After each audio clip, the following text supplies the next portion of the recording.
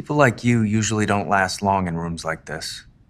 The mahogany conference room at Ashford Industries gleamed under harsh fluorescent lights, its polished surface reflecting the nervous face of Emma Callahan as she clutched her portfolio with white knuckles. 26 years old, first-generation college graduate wearing her best thrift store blazer that she'd pressed 3 times that morning and still couldn't shake the feeling it screamed, "Doesn't belong here." "Well, this is quaint," drawled William Will Ashford III, the CEO's son, as he flipped through her presentation without really looking. His manicured fingers, she noticed he'd never known calluses, turned each page with practiced dismissal. "I have to say it's refreshing to see someone from your background even attempt this level of strategic analysis." He set down her work with a dismissive thud that echoed like a gavel. "Of course, these are Fortune 500 clients we're talking about. Old families, established relationships, the kind of people who value tradition. They prefer working with consultants who understand their world." His smile was perfectly white, perfectly condescending, carrying the casual cruelty of inherited certainty.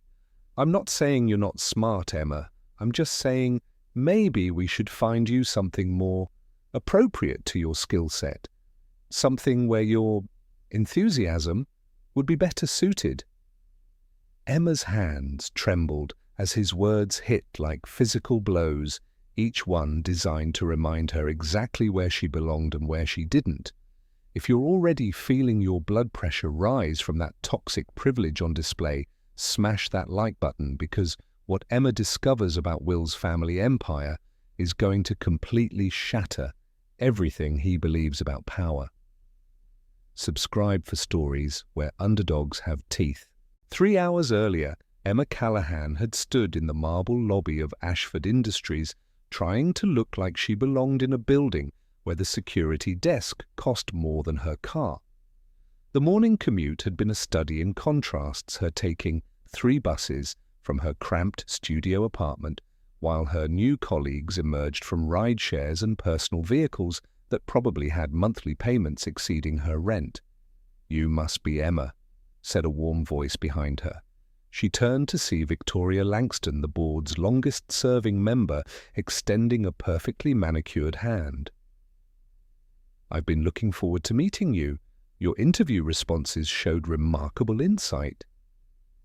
Victoria was exactly what Emma had expected from corporate royalty: elegant grey hair, a suit that probably cost 3 months of Emma's salary, and the kind of confidence that came from never having to check your bank balance before making a purchase.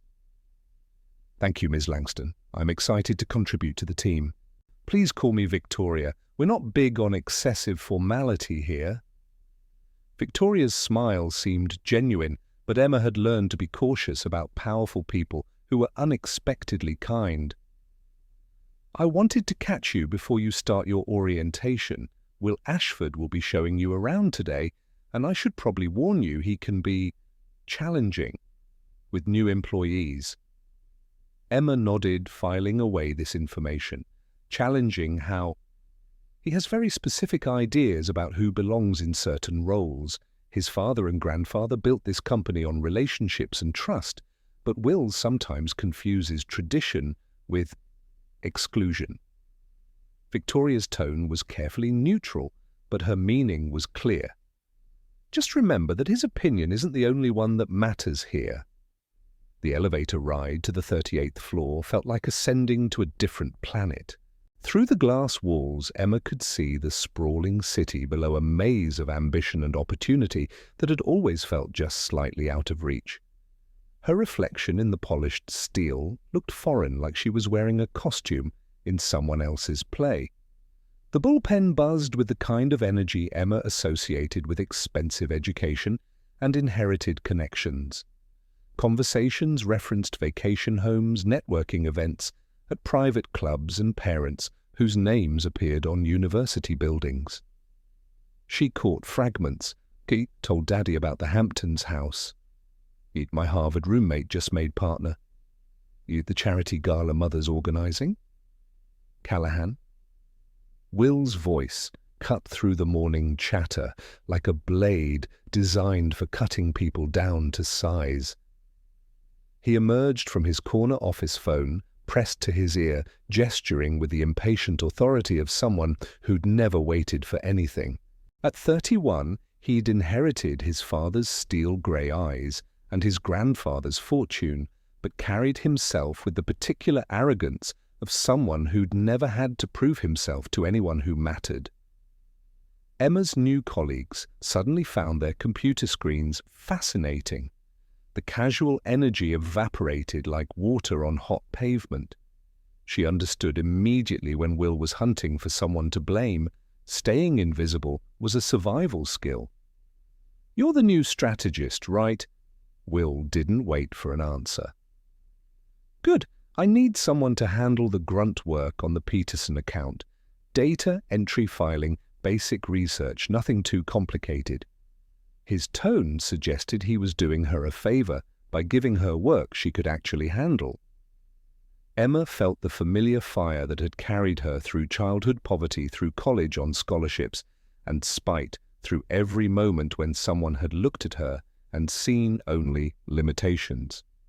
But she also understood the game being played. "I'll get started right away," she said quietly, accepting the files with steady hands.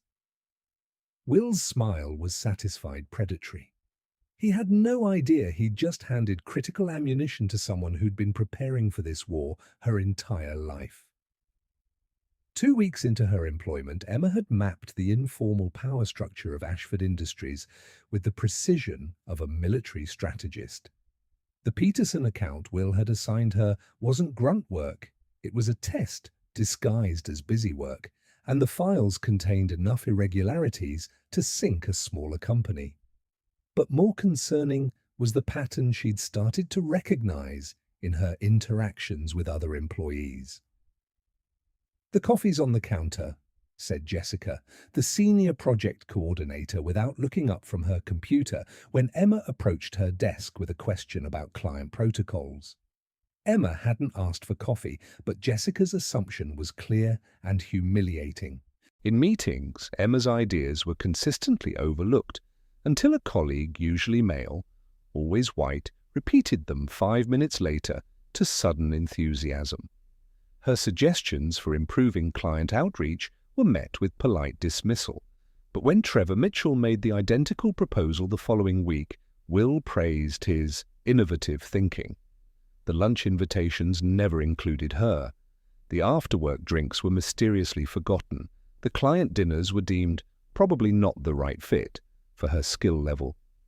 Emma found herself increasingly isolated, performing technical work, while watching less qualified colleagues build the relationships that actually determined career advancement. "You seem frustrated," Victoria observed, appearing at Emma's desk one Thursday evening when the office had mostly emptied. "How are you finding the transition to corporate life?" Emma looked up from the Peterson files, debating how honest to be. Victoria had been consistently kind, but Emma had learned to be cautious about powerful allies who seemed too convenient. "It's an adjustment," Emma said carefully. "I'm learning how things work around here." Victoria's expression suggested she understood the subtext.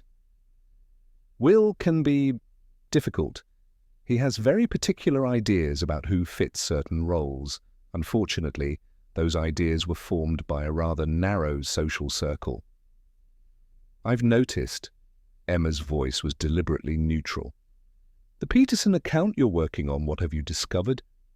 Emma hesitated.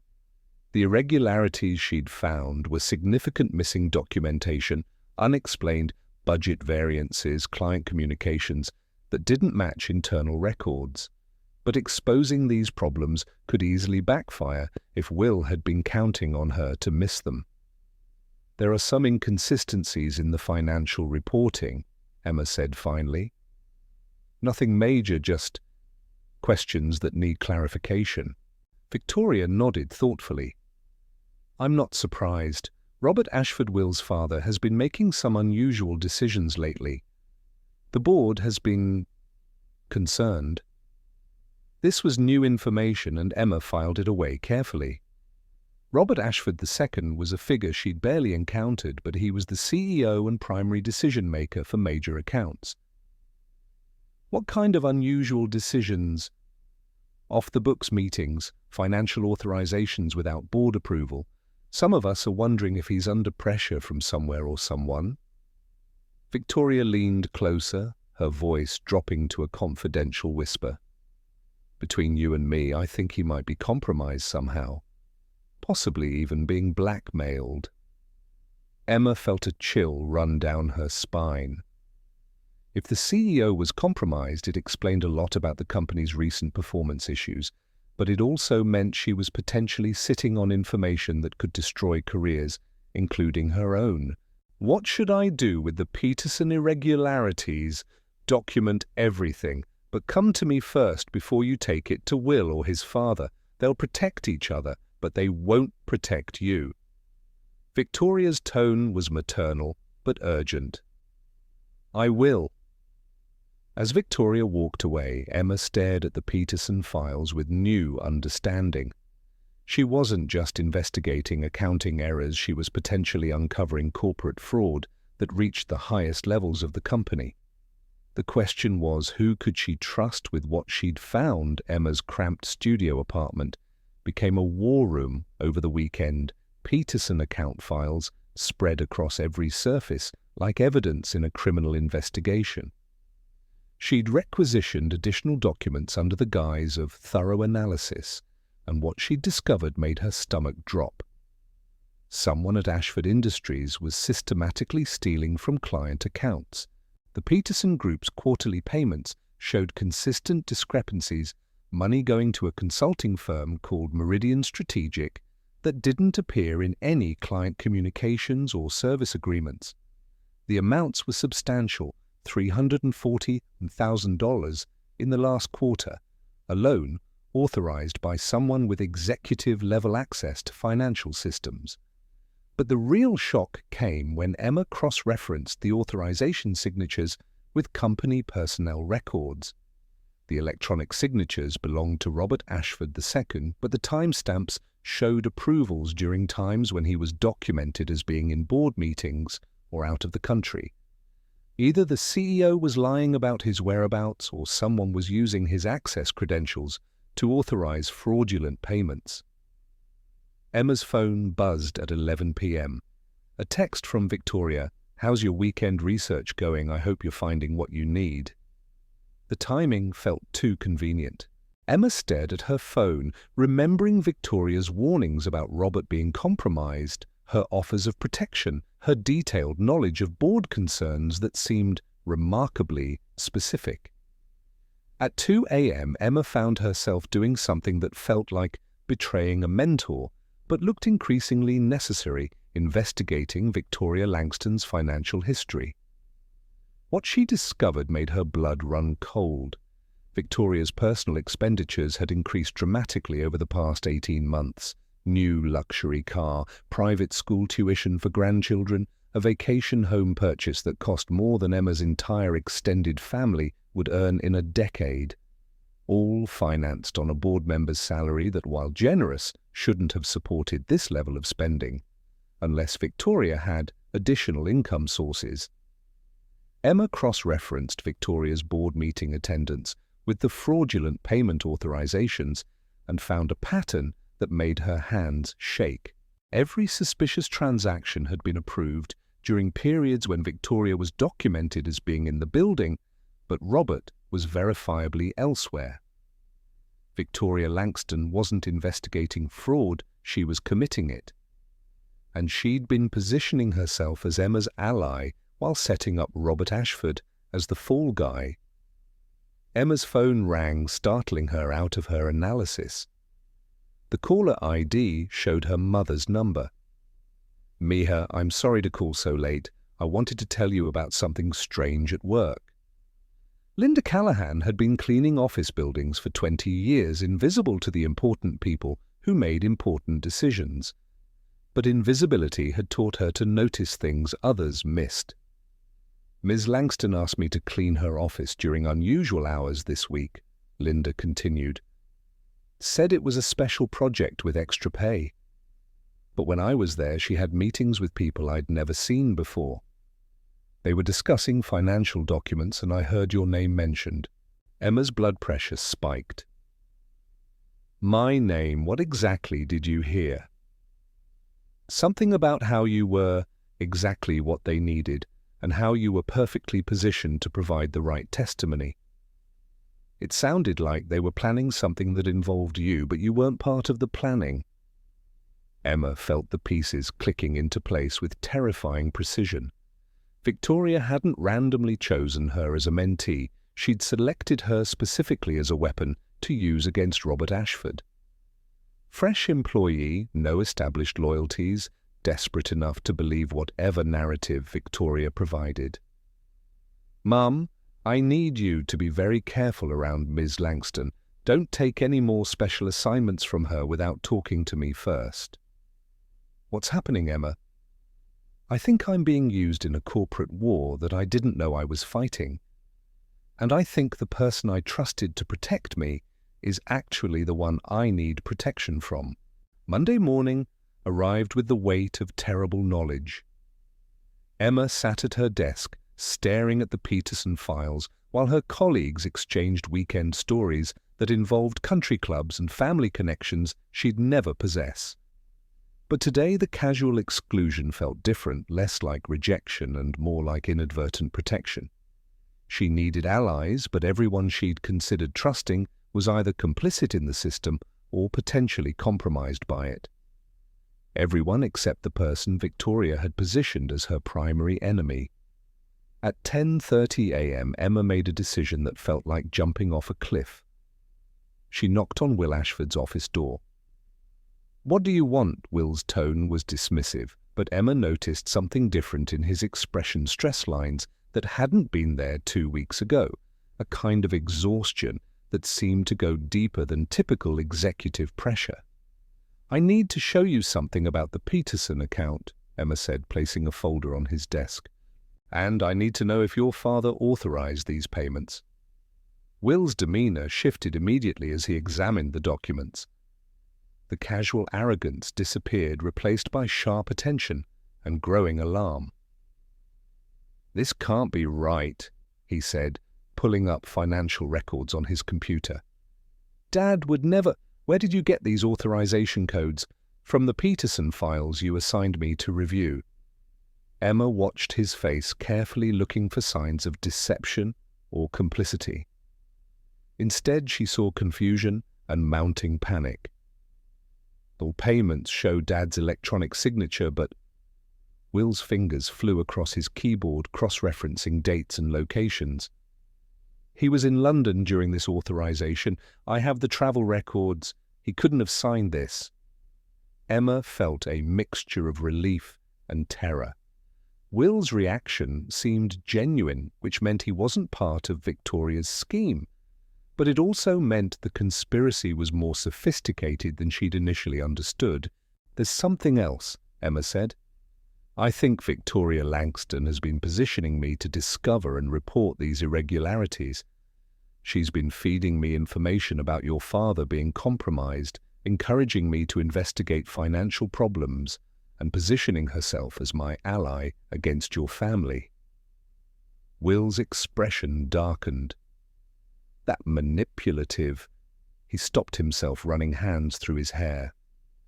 Victoria's been pushing for increased board oversight of Dad's decisions for months. She's been claiming he's making erratic choices, undermining company stability, while simultaneously embezzling money using his credentials, Emma added. She's creating the appearance of instability while actually causing it. But why would she target Dad specifically? Emma pulled out her phone, showing Will the financial research she'd compiled on Victoria's personal expenditures. Because your father has been planning to implement new financial oversight procedures that would have caught her embezzlement. She needed him discredited before he could expose her. Will stared at the evidence, processing the implications. If this is true, if Victoria's been manipulating the board, stealing from clients and framing my father, then we're all in danger, Emma finished. Because she's not just stealing money, she's staging a corporate coup, and she's been using me as an unwitting weapon. For the first time since Emma had met him, Will looked at her with something that resembled respect. What do? We need to talk to your father. If I'm right about Victoria, then everything we think we know about this company's problems is backwards. Will nodded, his expression grim but determined. Dad's been acting strange lately, paranoid, secretive. I thought he was having some kind of breakdown. But if Victoria's been systematically undermining him, then he might be the only person who knows the full scope of what we're dealing with. Outside Will's office windows, the city hummed with its usual energy, oblivious to the corporate drama unfolding 38 floors above the street. But Emma could feel the weight of consequence settling around them like a storm front moving in.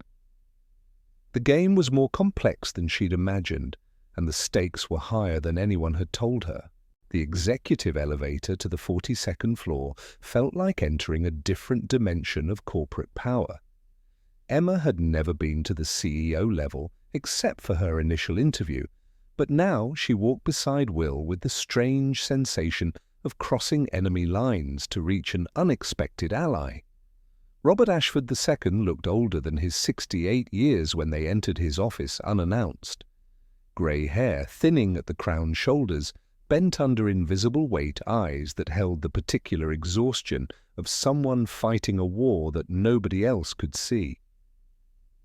"Will," he said, carefully, his voice carrying decades of complicated father-son dynamics. "I wasn't expecting you, and Ms. Callahan." His gaze lingered on Emma with something that might have been recognition.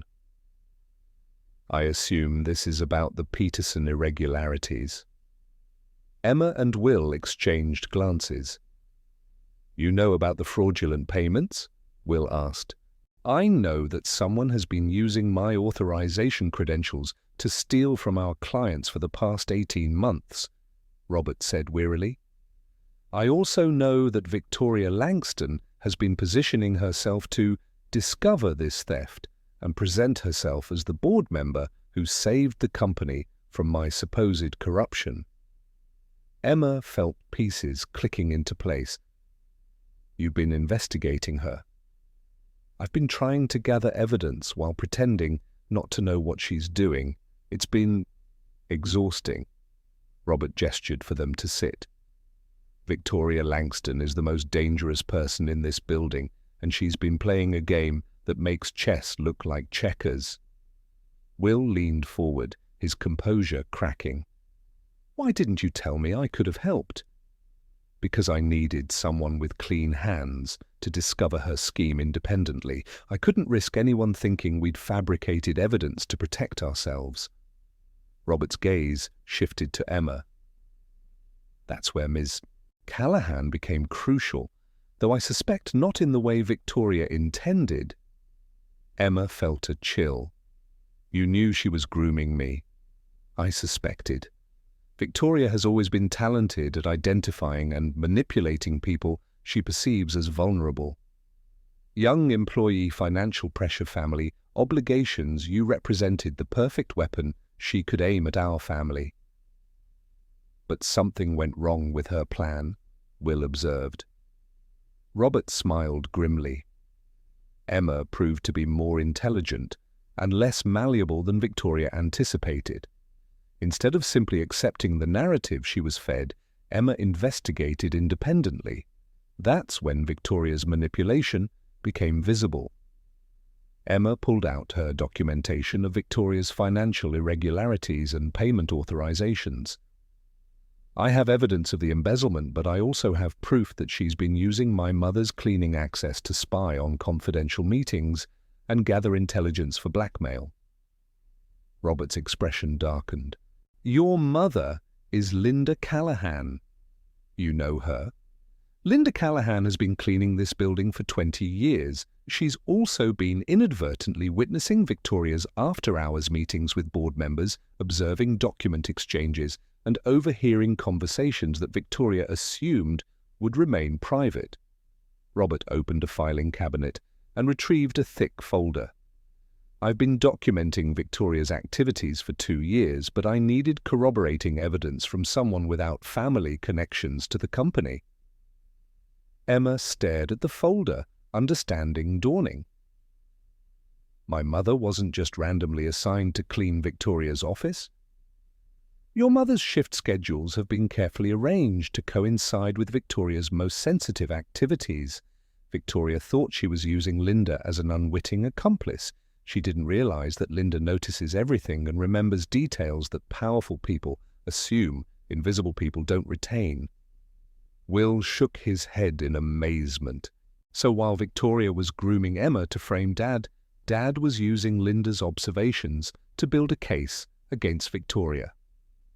And Emma's independent investigation has provided the missing piece proof that Victoria's been manipulating financial systems while positioning herself as the solution to problems she created.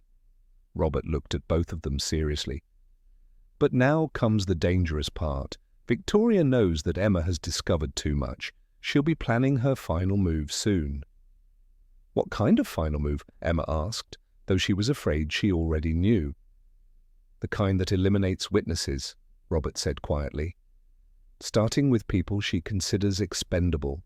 The plan was either brilliant or completely insane, and Emma suspected that distinction might be academic when dealing with someone as sophisticated as Victoria Langston.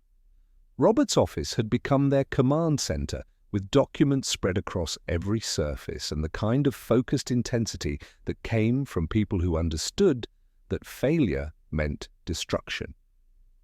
Victoria's greatest strength is also her greatest weakness, Robert explained, pointing to a timeline they'd constructed of her manipulations. She believes she's always the smartest person in the room. She can't resist the opportunity to explain her cleverness when she thinks she's won. Emma studied the plan, looking for flaws that could destroy everything. So I go to her and confess that I've discovered evidence against you and Will.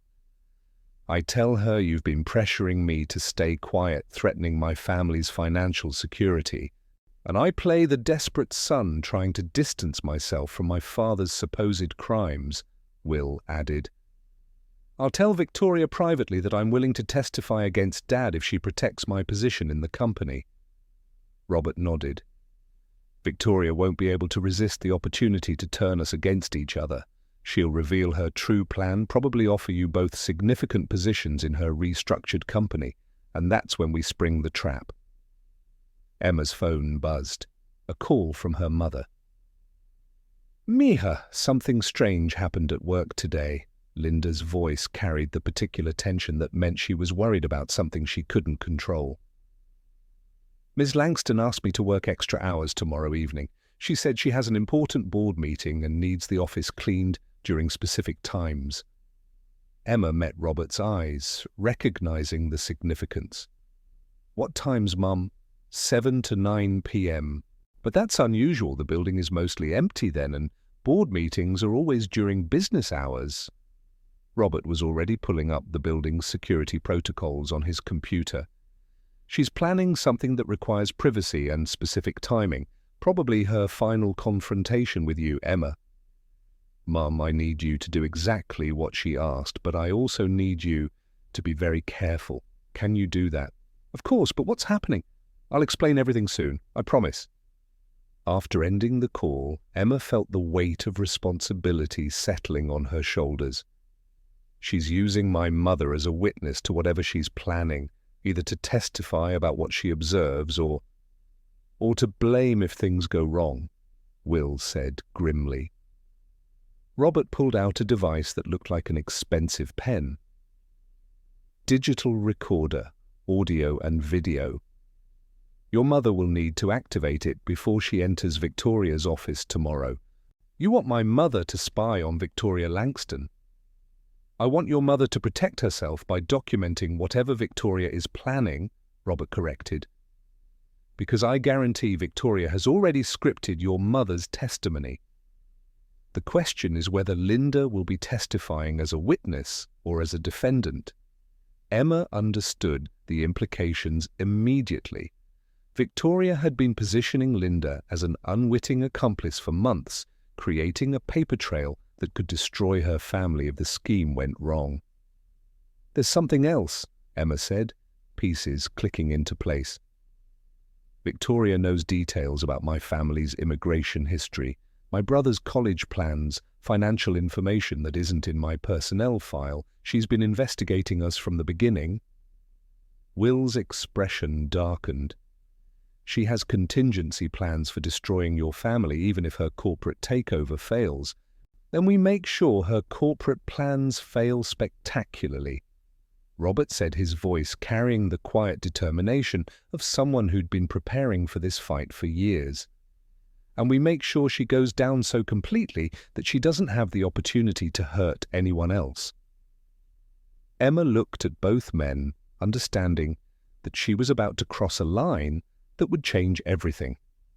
Tomorrow night she would walk into Victoria's web, knowing it was a trap, carrying recording equipment, and betting her family's safety on the plan of people she'd been taught to distrust. "When do we start?" she asked. "Now," Robert said. "Victoria's expecting you to make a choice. Let's give her one she'll never forget." Emma knocked on Victoria's office door at exactly 7:15 p.m., 15 minutes after Linda had texted to confirm the recording device was active and positioned.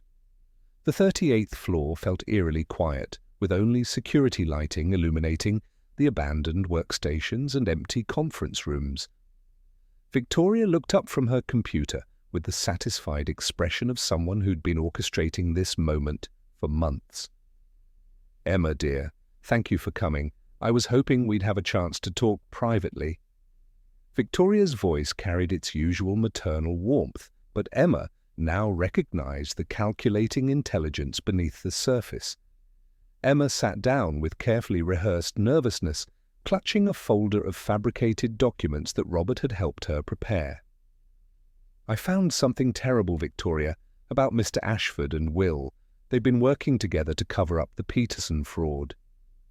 Victoria's eyes sharpened with interest, though her expression remained sympathetic. "I was afraid of this. What did you discover?" Emma pulled out forged bank records showing transfers between Robert and Will's accounts, fake emails discussing damage control strategies, and a fabricated legal memo about shifting blame to board members. "They know you've been questioning Robert's decisions and they're planning to frame you for the embezzlement they've been committing." Victoria examined the documents with the sharp attention of someone who'd spent years analyzing deception. Emma held her breath, hoping the forgeries were sophisticated enough to pass scrutiny. "This is exactly what I expected," Victoria said, finally, but her tone carried something new, triumph mixed with vindication. "Robert Ashford has been stealing from this company for years, and now he's teaching his son to do the same. They see you as expendable, Emma, just another person they can use and discard when convenient." Emma leaned forward with calculated desperation. "Will made it clear that if this investigation goes public, my mother's cleaning contract will be terminated. He said people like my family are easily replaceable and that I should know my place." Victoria's expression hardened with what appeared to be genuine anger, though Emma now suspected it was carefully performed outrage. "People like them think they own the world, that they can destroy anyone who threatens their privilege.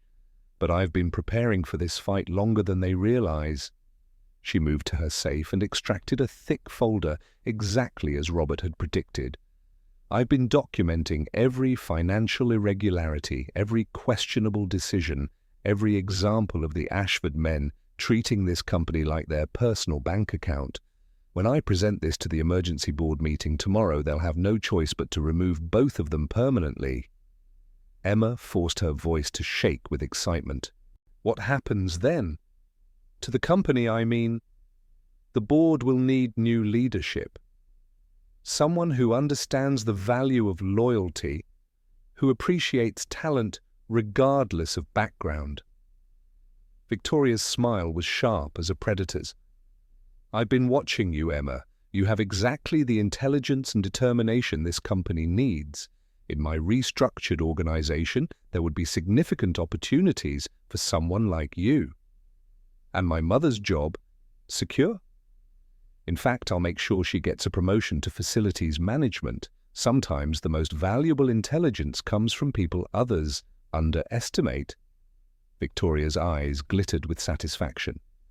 Your mother has been remarkably helpful in documenting the Ashfords' after-hours activities. Emma felt ice in her veins. Victoria was confirming that she'd been using Linda as an unwitting spy while simultaneously threatening to destroy her if Emma didn't cooperate. There's just one thing I need from you, Victoria continued, leaning forward with maternal intensity. Tomorrow, when I present my evidence to the board, I need you to testify about how the Ashfords pressured you, threatened your family, tried to make you complicit in their fraud. Emma met Victoria's gaze directly. You want me to lie under oath? Victoria's smile never wavered. I want you to tell the truth about how power really works in America, Emma. The rest is just context. 24 hours later, Emma stood outside the Ashford Industries boardroom, heart pounding, as she listened to the heated voices inside.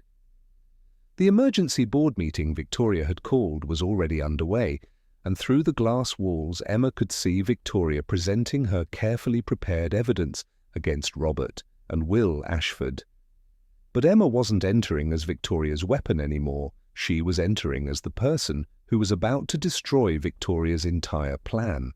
Linda Callahan stood beside her daughter wearing her best dress and carrying the digital recording device that had captured every word of Victoria's confession the previous evening. 20 years of being invisible in corporate America had prepared her for this moment when visibility would matter most. Are you ready, Mom? Emma asked quietly.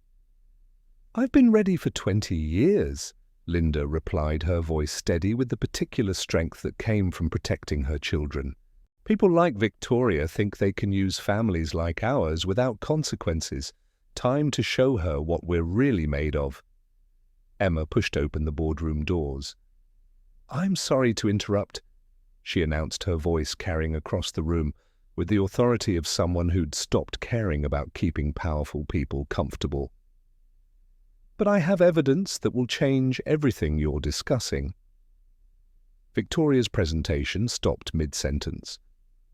Her face cycled through surprise calculation and the first stirrings of genuine fear as she realized Emma wasn't playing her assigned role. Ms. Callahan, Victoria said smoothly, though her voice carried a warning edge. We're in the middle of a critical board discussion. Perhaps this could wait. No, Emma said firmly, walking to the front of the room. It can't wait, because everything you've told this board about Robert and Will Ashford is a lie, and I have proof. She connected her laptop to the room's projection system, and Victoria's voice filled the boardroom through crystal-clear audio. Robert Ashford has been stealing from this company for years, and now he's teaching his son to do the same. The board members' expressions shifted from confusion to shock as they heard Victoria's detailed confession about embezzling money using Emma's mother as an unwitting spy and framing the Ashford family for crimes she'd committed herself. Your mother has been remarkably helpful in documenting the Ashfords' after-hours activities. I need you to tell the truth about how power really works in America, Emma. The rest is just context. Victoria had gone pale, her composure finally cracking as she realized the scope of her exposure. That recording is illegal. It was obtained without my consent. Actually, said Agent Sarah Chen, FBI Financial Crimes Division, Stepping into the room with two other federal investigators, it was obtained by a building employee who had legitimate access to your office and who activated recording equipment in self-defense after receiving threats against her family, perfectly legal under corporate whistleblower protection laws. Emma felt a surge of pride as she watched her mother step forward, no longer invisible, no longer powerless. Linda Callahan had spent 2 decades cleaning up after people like Victoria, absorbing their condescension and enduring their casual cruelty. Today she was the person bringing down a corporate criminal. "Ms. Langston," Agent Chen continued, "you're under arrest for embezzlement fraud and conspiracy to commit corporate espionage." As federal agents moved to arrest Victoria, Emma realized she'd accomplished more than exposing a criminal. She'd proven that change was possible, that systems could be reformed from within, that people like her family could not just survive in corporate America, but actually transform it. Victoria was led away in handcuffs. Her empire of manipulation finally collapsed. But Emma's real victory wasn't in destroying someone else's power, it was in claiming her own. The boardroom erupted in urgent conversations as members grappled with the implications of what they'd heard. Robert Ashford looked relieved, but exhausted, vindicated, but clearly aware of the work ahead to rebuild trust and credibility. Will approached Emma with something that might have been respect or admiration or the beginning of genuine partnership. "What happens now?" he asked. Emma looked around the room at the faces of people who'd underestimated her, then at her mother who'd never doubted her. "Now we build something better," she said. The weeks following Victoria's arrest sent shockwaves through Ashford Industries that reached far beyond the boardroom. Emma found herself at the center of a corporate transformation that attracted attention from business schools, federal regulators, and companies attempting to understand how systematic corruption had operated undetected for nearly 2 years. The FBI investigation revealed the full scope of Victoria's conspiracy, $8.3 million in direct embezzlement, but also a sophisticated network of blackmail and manipulation that had compromised nearly every major decision the company had made since her scheme began. Board members discovered they'd been voting on proposals shaped by fabricated information, approving strategies designed to benefit Victoria's personal interests, and trusting leadership assessments based on deliberately distorted data. The most disturbing aspect, Agent Chen explained during her presentation to the reconstituted board, is how Langston weaponized institutional bias to accomplish her goals. She understood that accusations against people like the Ashfords would be taken seriously because of class resentment, while accusations against someone like Emma would be dismissed because of prejudice. She manipulated existing social dynamics to create the perfect cover for financial crimes. Emma's new role as Director of Corporate Ethics and Transparency came with a budget that would have seemed impossible 6 months earlier, but the board, now including 3 new members recruited specifically for their independence from existing power structures, unanimously approved her proposals for systematic reform. The reality is that diversity isn't just about fairness, Emma told a packed auditorium at Northwestern Business School 6 months later. It's about survival. Companies that only listen to voices from similar backgrounds miss threats and opportunities that outsiders see immediately. Victoria Langston's scheme succeeded as long as it did, because homogeneous leadership creates blind spots that sophisticated criminals can exploit.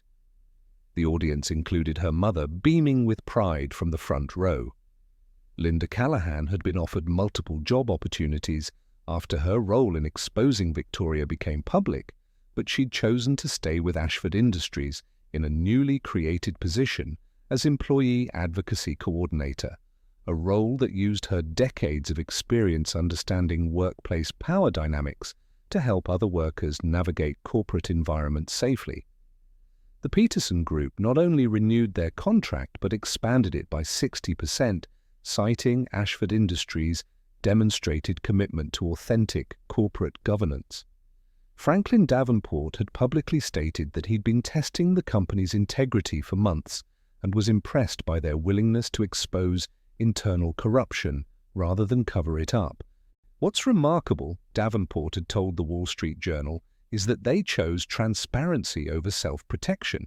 That's the kind of institutional character you can build long-term partnerships with. But the most significant changes were happening at levels that financial media couldn't measure. Employee satisfaction surveys showed dramatic improvements in workplace culture, with particular gains among staff from underrepresented backgrounds who reported feeling genuinely heard and valued for the first time in their careers.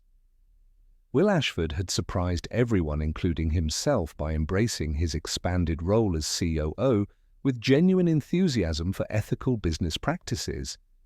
His transformation hadn't been instant or easy. He'd spent months in intensive leadership coaching, confronting uncomfortable truths about privilege, power, and the systems that had benefited him without his awareness. "You know what's ironic?" he said during one of their weekly strategy meetings. "I spent years thinking that caring about social impact would make us weak, less competitive, but our client retention is at record highs. Our recruitment efforts are attracting talent we never could have competed for before, and our profit margins have actually improved since we started prioritizing ethical practices." The venture capital fund they'd established had invested in 37 minority-owned businesses across 12 states, creating a network of partnerships that generated more innovation and opportunity than traditional acquisition strategies ever had. The model was being studied by other corporations and had spawned 2 spin-off funds focused on different demographics and industries. Robert Ashford II had been completely cleared of all charges and had chosen to step back from daily operations, serving instead as chairman emeritus and focusing on expanding the company's philanthropic programs. His relationship with Will had been strengthened by their shared experience of nearly losing everything that mattered to both their professional legacy and family bond. The most important lesson, Robert told Emma during their monthly review meeting, is that real leadership isn't about protecting your position. It's about building systems that don't require heroes to function ethically. Emma nodded, understanding that the work of institutional change was never finished, never perfect, never complete. But it was always worth doing, always worth continuing, always worth believing in. 8 months after Victoria's arrest, Emma stood in her new office, not the cramped bullpen desk she'd started with, but a space with windows that overlooked the city and walls that she decorated with photos from the Foundation's scholarship recipients alongside her mother's honorary doctorate certificate from Northwestern. But the most significant change wasn't her title or her salary increase. It was the way she moved through corporate spaces now with the confidence of someone who belonged, not because she'd learned to mimic inherited privilege, but because she'd proven that different perspectives made institutions stronger. "The Davenport presentation is ready," Ryan Mitchell announced, entering with the quarterly impact report. Ryan had been one of the Foundation's first scholarship recipients 5 years earlier and now served as Emma's deputy director. Their board wants to discuss expanding the partnership to include international development projects. Emma smiled, remembering when she would have been intimidated by the scope of such work. Now it felt like a natural extension of everything they'd been building. Her relationship with Will had evolved in ways that surprised both of them. The attraction was still there, stronger now that it was based on mutual respect and shared values rather than workplace proximity, but they'd agreed to take things slowly to make sure any personal relationship was built on genuine connection rather than the intensity of their shared crisis. "Are you sure you're ready for this?" Will had asked her 3 months earlier, referring not to their potential relationship, but to her decision to testify before Congress about corporate governance reform. "I've been ready my whole life," Emma had replied. "I just didn't know what I was preparing for. Lately, the congressional testimony had led to federal legislation requiring companies above a certain size to implement transparency measures and employee advocacy programs. Emma found herself consulting with Fortune 500 companies about ethical business practices, speaking at conferences that she would have been intimidated to attend a year earlier. But perhaps the most meaningful change was visible in smaller moments. When new employees joined Ashford Industries, they were greeted by a culture that valued diverse perspectives, that treated questioning authority as intellectual rigor rather than insubordination, that measured success in community impact alongside profit margins. "You've changed how I see everything," Will had told her during a quiet moment after their latest board meeting. Not just business, not just the company, but what it means to use power responsibly. Emma had studied his face, seeing the boy who'd grown up with every advantage, but had never learned what it was for, and the man who'd discovered that the most important kind of strength came from lifting other people up. "You know what's funny?" she'd replied. "6 months ago, if you'd said something like this to me, I would have assumed it was manipulation, some kind of sophisticated power play. And now I know you well enough to recognize sincerity when I hear it." She'd stepped closer, feeling the electric tension that had been building between them for months.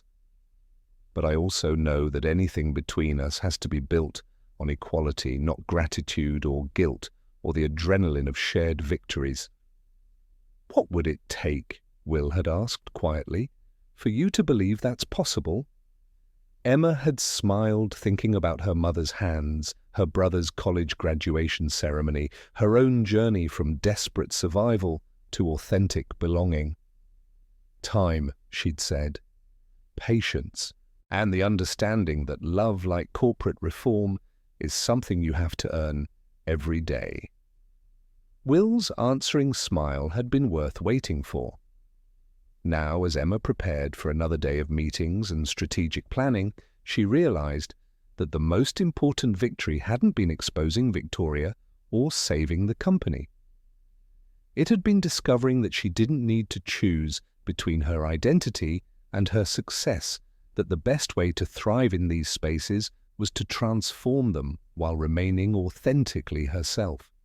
The story of Ashford Industries' transformation had rippled through corporate America like a stone thrown into still water, creating waves that reached boardrooms, business schools, and federal regulatory agencies. Emma found herself at conferences where executives asked not just what they should do, but how they could create systems that would catch corruption before it metastasized into institutional crisis. The key insight, Emma told a gathering of Fortune 500 CEOs, is that diversity isn't a nice-to-have, it's a security measure. Homogeneous leadership creates vulnerabilities that bad actors can exploit. Victoria Langston succeeded because she understood exactly how to manipulate a system that only listened to certain kinds of voices. 6 months later, 3 major corporations had hired Emma's consulting firm to conduct organizational vulnerability audits, comprehensive reviews designed to identify how existing power structures might be concealing fraud, harassment, or systematic bias. The work was complex and sometimes uncomfortable, but it consistently revealed problems that traditional oversight had missed. Sean Callahan had graduated summa cum laude from Northwestern, his college education secured not through desperation and scholarship competition, but through the systematic support of a family whose economic situation had fundamentally changed. He'd accepted a position with a civil rights law firm inspired by watching his sister transform corporate culture from the inside. "You showed me that change is possible," he'd told Emma during his graduation celebration. "But you also showed me that it requires people to be willing to risk what they have for what could be." Linda Callahan had become an unexpected expert on workplace power dynamics, consulted by other companies, attempting to understand how employee advocacy programs could prevent the kind of manipulation Victoria had orchestrated. Her insights, grounded in 20 years of observing corporate behavior from positions of invisibility had proven remarkably sophisticated. The thing about power, Linda had explained to a Harvard Business Review journalist, is that people who have it often don't understand how it works on people who don't. They make assumptions about loyalty, about motivation, about what influences behavior. That creates opportunities for people like Victoria, but it also creates opportunities for positive change if you know how to recognize the patterns. The Ashford Foundation had expanded beyond educational scholarships to include small business loans, leadership development programs, and partnerships with community organizations in 8 countries. Most importantly, the Foundation's board now included equal representation from scholarship recipients themselves, ensuring that the voices of people who'd benefited from the programs would shape their future direction. Will had grown into his leadership role in ways that surprised even his most optimistic supporters. The entitled arrogance that had defined his early career had been replaced by genuine curiosity about perspectives different from his own, and a kind of intellectual humility that made him remarkably effective at building coalitions across traditional corporate divides.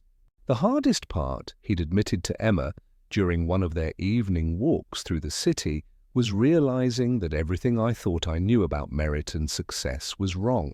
I'd been taught that people who made it in corporate America were naturally more talented, more hardworking, more deserving, understanding that success is often about opportunity and access rather than inherent worth. That was devastating and liberating at the same time. Emma had nodded, remembering her own journey from seeing corporate culture as something to survive to understanding it as something that could be transformed. The beautiful thing is that once you see the system clearly, you can't unsee it. And once you can't unsee it, you become responsible for changing it. Their relationship had deepened naturally, built on shared values and genuine respect, rather than workplace proximity or romantic idealization.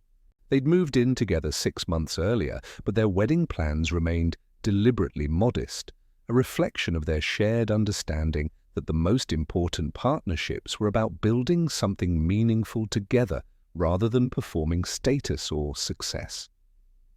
We're creating a template, Emma had realized during a particularly productive board meeting, not just for this company, but for how institutions can reform themselves without waiting for external pressure or regulatory enforcement.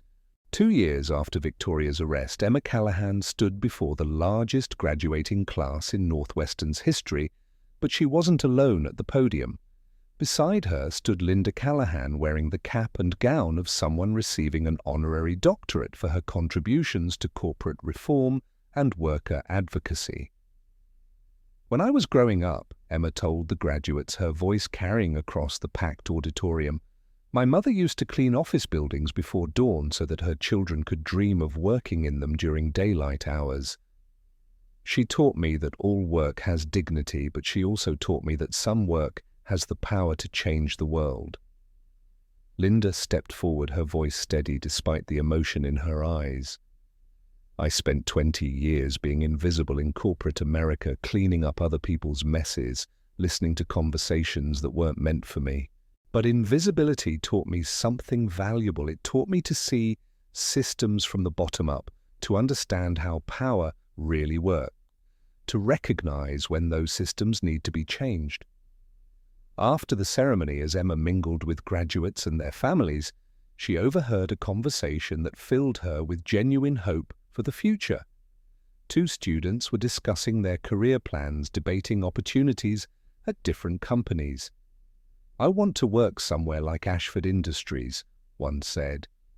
Somewhere I can make money and make a difference, where success isn't measured just in quarterly profits, but in the positive impact you create.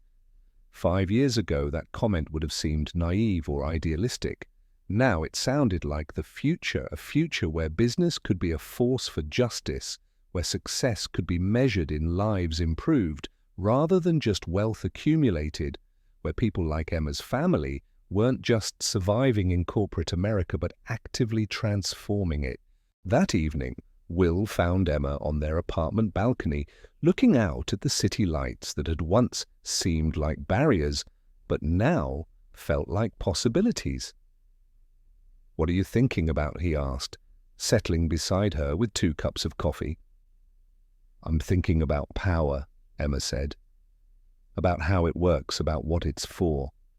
For most of my life, I thought power was something other people had, something that was used against people like me.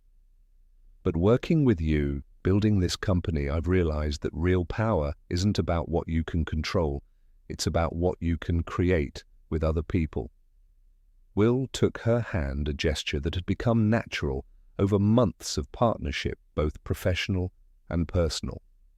"You've changed how I understand everything, not just business, not just success, but what it means to be a person in the world. You've made me better."